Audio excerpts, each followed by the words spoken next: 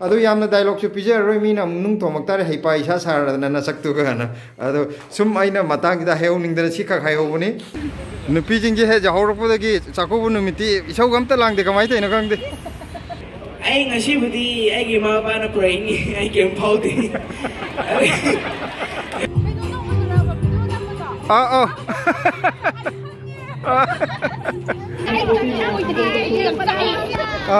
ꯌꯥꯝ ꯅꯨꯡꯉꯥꯏ ꯃꯌꯥꯝ ꯆꯪꯅ ꯌꯦꯡꯕꯤꯕꯒꯤ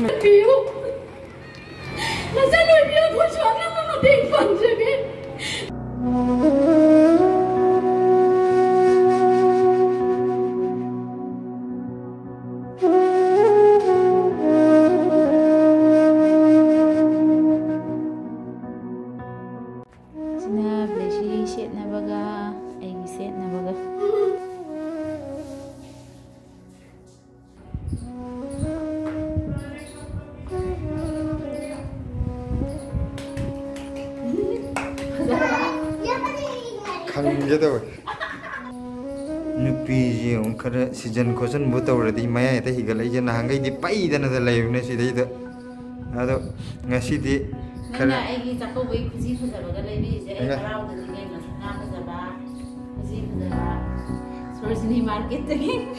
नुपीजे अतै मतम निमित्तदी को हे जाहौरपगा को हनुमान सादना पोमा लेवा अदो निंगो चाकोब निमित्तदी नोकफेट तौरा होगले कमाइ तैनो खंगदे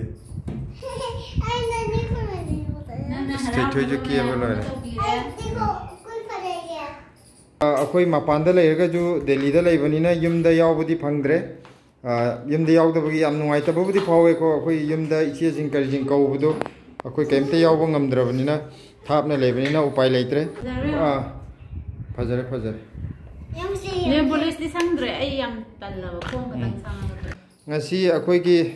इरमदम अखोईगी इमा लेबाकते लेबिरिबा इसे सन चनुरा मयामदा निंगोल चाकोबगी याइफा पाउजिल पिजरी अखोई मयाम पुमनमक निंगोल चाकोबा असिना लाकपदा अखोईगी याम नुंसिनाना इंग चिकना अफबा ओइना लैरसनु मबुंग मपागी मरी यामना सेसिनबा ओइरगा हेना नुंगाइबा ईश्वरना थौजान बिबा लमदम हाइबदु ओइरसनु अदुगा नादि येक्तना मयामजे नुंगाइना लैरसि सि याइफा पाउजिल पिजगे अदु सि याइफा पाउजिल पिजबगा लोइनाना वाहि एमता गाहिजगे अखोईगी इचे इचनजिंगना अंगम अंगम्बा अखोईगी इबुंग इपासिंगना हापिरकपा मतमदा हरा हराउना पोरागा नुंगाइ याइफना लैननाबा मंगोन पिबिरमु अखोई दोखना यामी यामदेना सुक्तो लाकपगी थबकतो तौबिगनु मदु यामना नुंगाइजदे आइना अपाम्बा हापिगा हाप्तेगा ना चाक चादना दोखना माइ अपाम्बा हाप्तेना माफी मरम परपर सेचलगा चाक चाबोइ चादबोइ सावरा चटपगा याम याउनबा थाइना पाउ याम तागी अदुमबदु नुंगाइते पोरकपदसु यामना पुबै मथौ ताते लैजबा खरा अदुम पुरगा अदुम चल्ला लोइरे हरा हराउना थोंगमिबदु चामिनरगा नुंसिनना हाइदि यंगो पिइङाइदगी लैमिनरकपा इचिनि इनाउ इमा इपा पाबुंग मयामदु लोइनमक काइनरगा अमुक नुपा मयमदा लैरुबा मतुंगदा अखोइगी इचिनि उपागी मनाक्ता अमुक इचिनि उपाजिंग अमुक पुंदना इमा इपागी मनाक्ता अमुक लाकपा फंगबाइजे याम स्पेशल ओइबा मतांगनि इचिनि उपाजिंगना नुंसिना पिबिरकपा खुदोंदो अखोइगी फी अमबो ओइरो फनेक अमबो ओइरे हरा हराउना पोरागा नुंगाइ याइफबा मंगोन पिरमबदुनि याम दरकार ओइजे अखोइगी अउमपोर्टकी लमजेंदा हिदानरिबा मागिदि अदु तौग्रे अखोइदि लेकाइना अदु हंगई हंगक्तेना तौरिबा वाखनजि थादोक्सि अखोइगी प्लास्टिककी अचौ अचौबा मयाम कोलगा मी ममांगदा इदि मयाम हापाबनेना गाड़ी मनिंगदा पैना तोंगा चखिबै फिबमदा थादोक्से आई जाबोदा सिन्टेक्स का हापि हाइदि मयाम ममांगदा पोत चावरा लोइरेन तौबगी फिबमदा तोंगा जमजमना आई हापा चनबा हापा चनबा नंग छना ngakta हापोइदि फरक तारोइद्रो मयाम चलनी दुदि अदु नंग खरा पिक्तक तो अतांग पामिराबा अदुने ngamjaba खरा हापकपदो ai लेकाइना सि येंगनि मयाम चंग येंगकनि आइगिदि अदु हापते काइनोगिदि अखोइ मौ मसिनगिदि अदु हापय मवा काइम लौदे नुसिननाबु लैरदि मी कनामते चंगबा ngमोय आई इचिने उपान नुसिनना लैबदा फना लाइरजु मीना कनामते येंगथिना येंग काइनो तौबा ngमोय फना ओमपुर मयाम हापगा जु पुक्चेन खोजेन तिनद्रदि मीना अदुम उसिलोइदोइने सि मयामना निंगसिंगबा मा अखोइगी मतम पुनोंगते निंगसिंगबा मा तंगाइ फदे हाइजनिंगे अदो यामना डायलॉग सु पिजररोइ मीना नुंग थोमक्तारे हैपा इसा सारदना नसक्तुगाना अदो सुम आइना मतांगिदा हेउनिंगदना सिखा हाइहोबनि याम सांगना हाइजरोइ अखोई हौजिक चाकोबगी थोगले एंगो अखोई मैते की फिजोन जिजु टॉप टॉप ना दुम फजे को कोई इनाउ नि पांगो इचन नुपी यंगा मोइ जु चटके दवा दुदा मोइ गाड़ी दे पुलअप चट मिनर गे ना थोलकपनि अदो हौजिक मोइ लाए तो केन तौरिंग दा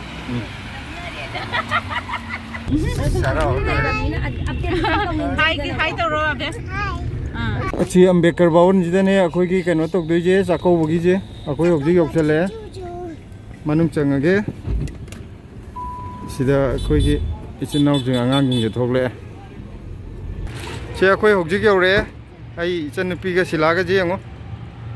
आई इचन नुपी जी की ब्लॉग अमा हांगबनी को लुवांग लाइसाम हाई बजे थोक्तरे लुवांग लाइसांग थे मन अखोई की ब्लॉग हांगबने मयाम तुम चंग यंगबिरमो अदुगा सब्सक्राइब सु तौसनबिरो माजु दिल्ली दा अखोई की चमाने अखोई की पोचै थाबा याम पामजबा अखोई की फैमिली अमने अखोई की ग्रुप ए दिल्ली ददी अदु ngakteni kaino दिल्ली ददी लोय हौदी यारोय अदु दुने ना फाउक दुइने हौबा यादबदा हौनो होनरे इदो अंगांग जिंजे अखोई की युंगी खुदै सेतना यामना फजना सिलांगी अदु मोयजु उबदे याम नंगसिना अदी येंगबदा मयाम येंगो अखोई की इरमदमदै थापना लेरगाजु अखोई की चटनाबिदा मयामना सिलिजे येंगबदा याम नंगसि सिदैदा फोटो तौननबा आई सिगी जंगतंग कापचरके निंगोल चाकोबा दिल्ली सोना चंगेलो दिल्ली मैते कोऑर्डिनेटिंग कमिटी एंड द मैते युमफम ट्रस्ट आई अनि जिनानि सिलिजे स्पॉन्सर तौरिजे दिल्ली मैते कोऑर्डिनेटिंग कमिटी हाबजिगा मैते युमफम ट्रस्ट हाबजिगा अखोई सिदैजे एंट्री तौबो लोइरे ला सिदा फोटो कापकेनो फोटो कापो खोपो लोइरे एंट्री तौबुजु लोइरे आइगी इनाउ जिंगने सिदैदे एंट्री याम फजना तौबिरम इसिन मलांग याम फजना सिनबिरमे अदु अखोई मखा ताबजु दुमक उच्चरके हौजिकी सिदैदे एंट्री लोइरबनिना मनुंग चंगगा अमु येंगजरके अखोई इसिएसन हौजिक मयाम जो मथंग मथंग लाकपा होंगनरे को बुनेबो हायरदि को फर्स्ट टाइम मान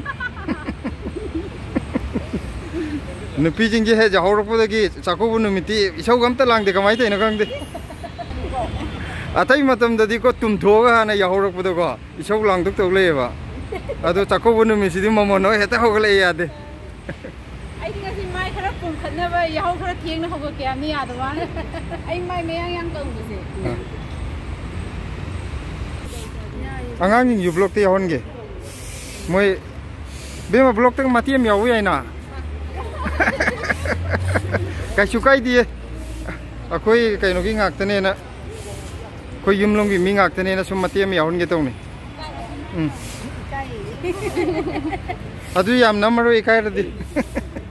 koi kamaite yam nungsiba pabung ama koi gi thabak thoramda dum mateng pangbiba koi gi maitei thabak thoramda dum thawai yauna kaino tawbi honabiba koi pabung amju yobire yam nungai je pabung lakbibagi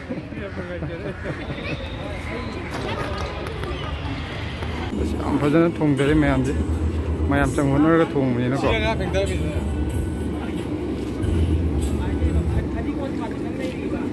mayam changhonaga yau yau tawbani na ko warju wa banungju nungai ko wanungai aidane mayam chang tawbani na mayam gi thabakni na makku tawkore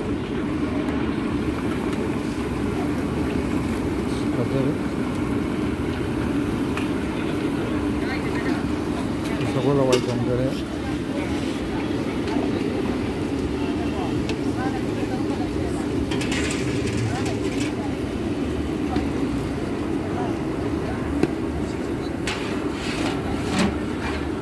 सिदे मापानसिना खर फै मनुंग जे पुंग आंगांग दु मितु सि मयाम जे खोइ जे चन मयाम जे लाए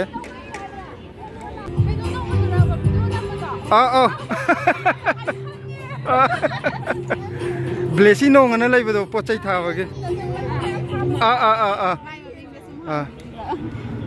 आई मतेम video सुम number काइदे को आई हाना हंगोगद्रे दुगे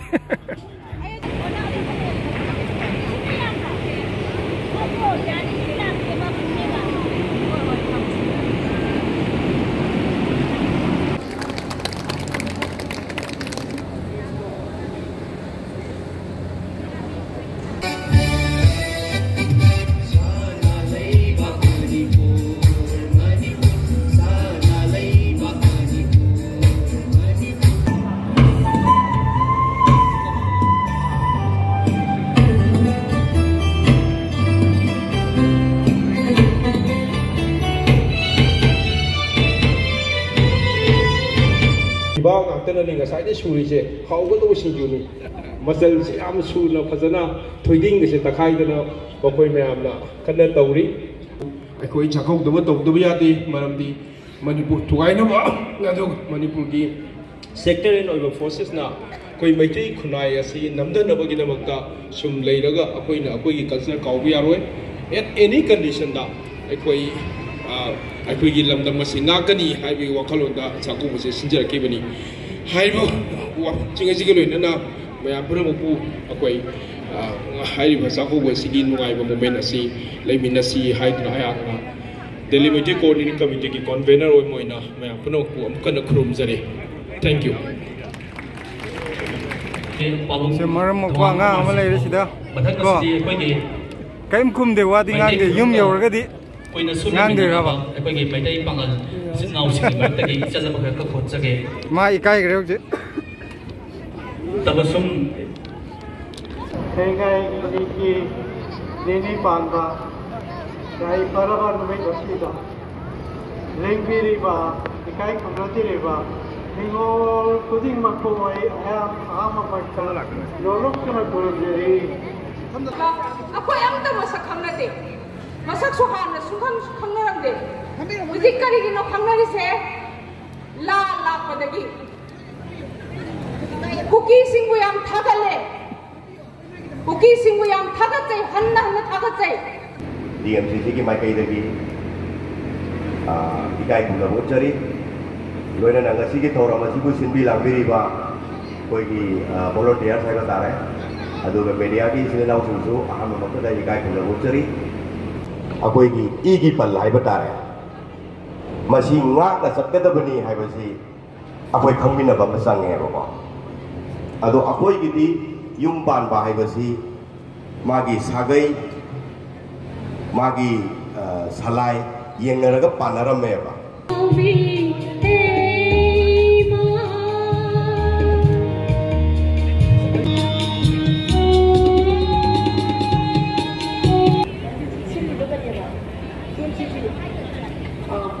DMCC na jaga khudimukta leiba maitai punama ngasi aibu nubisida hirangadi nini pamate singkije yamna thagatchari haningai leitana matam punamakta mathangdasu amuk hanna chakoubinaba yamna hajeri koi phai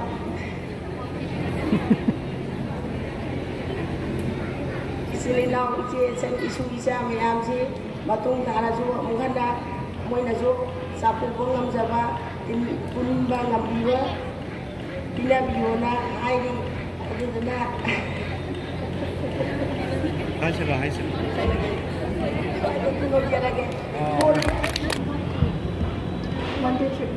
Kurumjiri mayam ngasi mayam hoi yawa punba ubaje yam harau phawi from the bottom of my heart.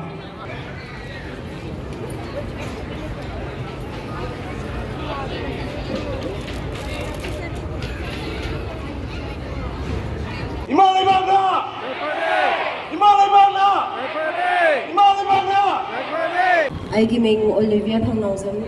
thoe aise huzikti kana ko JNU da leizari patana no bada leite JNU da leizari ko haidara adana sigi sumaina chakau batau base aigi di ma su leite pa su leite aduna sumaina panna gi tawra base simuk thamoi pen ba leite haidara ko miram da leiri ni miram da leiraga su sumaina akoigi ningwagi oibase mayam changdana ibung opa mayam changdana imagi mayam changdana chinino mayam changdana sumaina akoi ningol singi tabaktani na nongmo ma kai thupiraga yam wana hotna biraga mayam pumba da kai phawgen hai bom ta bi ai meng dori ai malanaga room sa ke room dagi lakchabane do ngasi ningol jago base lakji yam ngai jai tuga kuina matun kulapagi mayam na bagi maina brother mayam na koi mayam chakko bigi da makta thank you depending on chakko pa everyone alinda ko ai video de da basically ni ko re ningol chakko base sahi kuding ide dum yauje delhi da ko kuding ide handakti inau ma doi hange inau ki ming laifam adegi asi thoram lakpa se asi ki ningol chakko lakpa sida kari phauge adagi ise jan myam la kusida nana kari wish pininge habedo haipetang telamna thambiyo ai ming mangali ai ming en mangal mai te ni ai sarai lai na dei lai ai ngasi budi ai gi ma ba na pray ni ai kem phau ti happy ni ko chakuba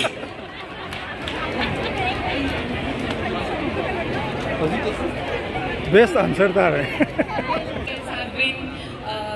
dining in NINGOL CHAKOUBA, and I feel extremely happy to be here, and I thank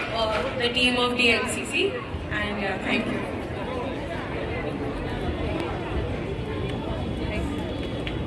Wathang asini akhoi che lobe phobida anjarage ai ming san nomya ko to devi ko gai adaki DMCC na sinjari ba NINGOL CHAKOUBA program ase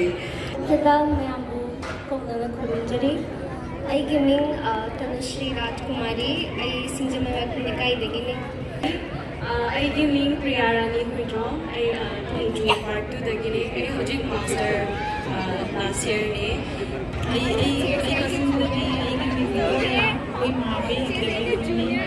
ai DMCC na ba NINGOL CHAKOUBA se kimati na hai bata rahe ai giming biya no ko de ai ka king dagi ni jani ngani banata ai asum lai jaba tai mo phajre ahan ba matada ngasi gi sembiriba coordinator committee gi ibung iba amadi lai guru phai kunang maku ikonguna khurumjari ngasi gi asegum laba yamna phajaraba chinglem laba maitai sanura khoi oibi gi damakta ibung iba jingna ngasi sako biriba si hainingai leitana thagajari matung da ju sahi gi ngamba ojasanu loina ngambi ba oibiyu loina na NINGOL ama waina ibung ipa gi singi maphamda haijening badi ai gi iming hijam tilotama devi kowi ai sobro topa air force ki nurse waina lejabani 2009 dagi Delhi sta ai isa air force ki seba tawbana maram moiraga CHAKOUBA chatpa namjade amu kaptang yauje ki 2009 dagi ngasi pawba Delhi da ahan mo waina Assam ki maninda corona ki mamanda mu khatang yaujagi adudagi ngachi ji ani shubo ina yauje bani ibu bipa singa ngachi CHAKOUBA bache NINGOL ma waina ai yam na peze aduga loina na NINGOL ma waina ibu bipa singa ma phanda haijani dudi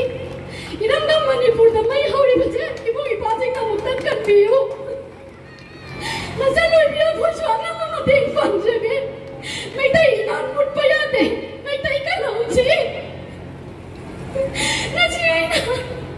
mapam masih dalam ceri basme. Ibu mi basingi mapam dah misi sebentar pijani ni matudi. Iram dah Manipuri amna wari amukta kan biu ibu mi basa. Mereka yang amukta kan hauci, mereka yang Manipur pun payahde. Aduga nasi aina tajari pemikir pijen ni ngoloi pikir CHAKOUBA ni minta tahu di toh ide ai dai atubu atugi natsade. Ayam na nungai sih. Iram dah machan agar ibu mi pasik aku takkan biu. Aci aja nasi nungai rumah pumpam masih dah. Isor ki pumpam dah nija bagai loina na ibu mi pasik ni pumpam dah bor bijari ni. NINGOL apa waina cibilang diri ibu mi pasik mu apa tunggi yubi dela mama moi birau aci ai banu mistagi nungai ai papa matik saba o bicara mama moi tu na masak tu kami mama moi tu na Lambda masih ki nungsi jana pa isali jasa kita makta sahi khudingi NINGOL CHAKOUBA ngamba oi biu haina nunguna khoirong jari aduga kapaga loina na amu nung jage aina ngasi lakchari basi ai ki isanubi risibi amu yini bagisu loina na ibu mi mama ya amu su NINGOL na lakchari thank you very much sabko Tagal sari dai mabu imasing isi isan singi bordagi ngasi sinjari NINGOL CHAKOUBA sidagi hena sauna matung team ma'am sigi matung da akoi gi madam Oliviana wai kare thambigani kokachari akoi gi DMCC gi women's wing gi achang lawba ayuk nungdin nungdang da awaba nungaiba thidana akoi gi DMCC bu pungning happy ba aduga wakalon pibi ba amasu akoi gi DMCC gi thorong kuding makta thawai happy ba akoi singbu kokachara da madam Oliviana mang tarakanda boy kanada pinawai jari.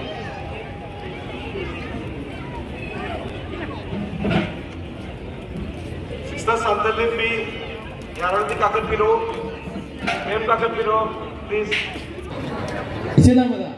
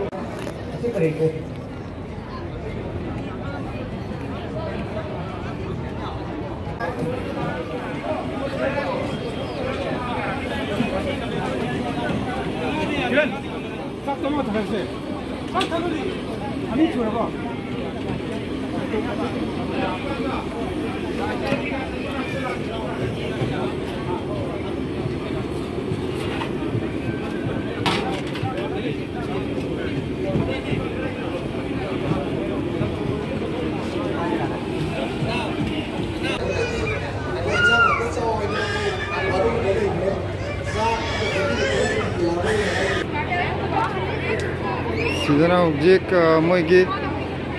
dokna to bogi matam gift amma masa amma maitare sili bakangu ki taraf tagi amadi hausi eno Semua kan di sisi kan gitu.